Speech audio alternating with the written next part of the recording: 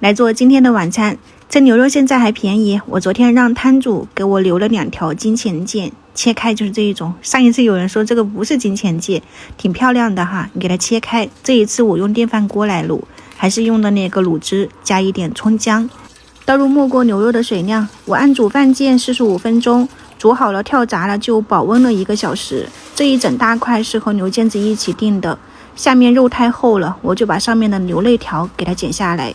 晚上做一个清炖牛肋条，这种新鲜的牛肉清炖是最好吃的。你看下面的肉很厚，我刚刚把它切下来了。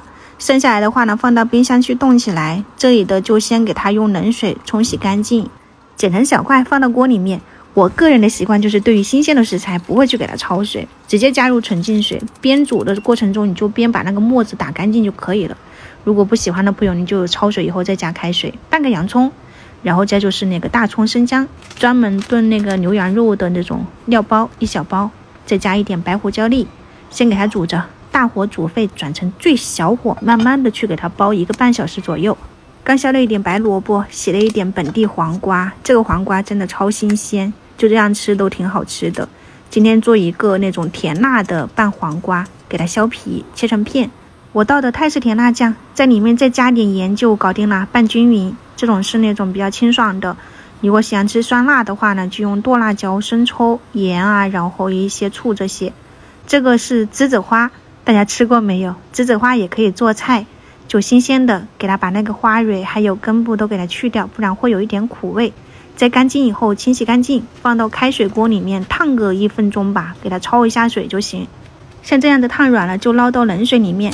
有的朋友会泡几个小时或者是过夜，我基本上就是淘洗了3到4遍吧，淘洗干净了挤干水分，放到油锅里面煎一煎，煎香了以后调味就只要放一点点盐。我今天是用它来煎了一个鸡蛋，味道还是挺不错的。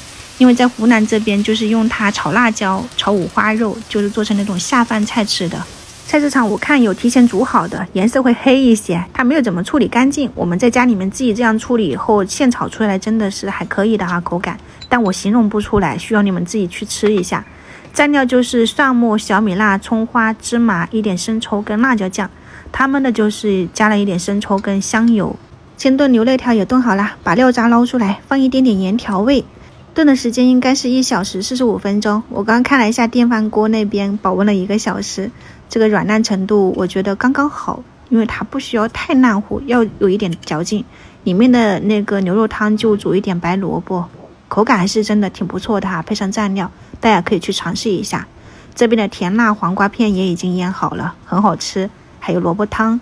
卤牛肉是越泡越好吃的，你完全可以放到冰箱去冷藏泡1个晚上，它这种冷藏可以吃3到4天，冷冻就可以吃1到2个月了。卤汤也可以冷冻，大家可以参考一下。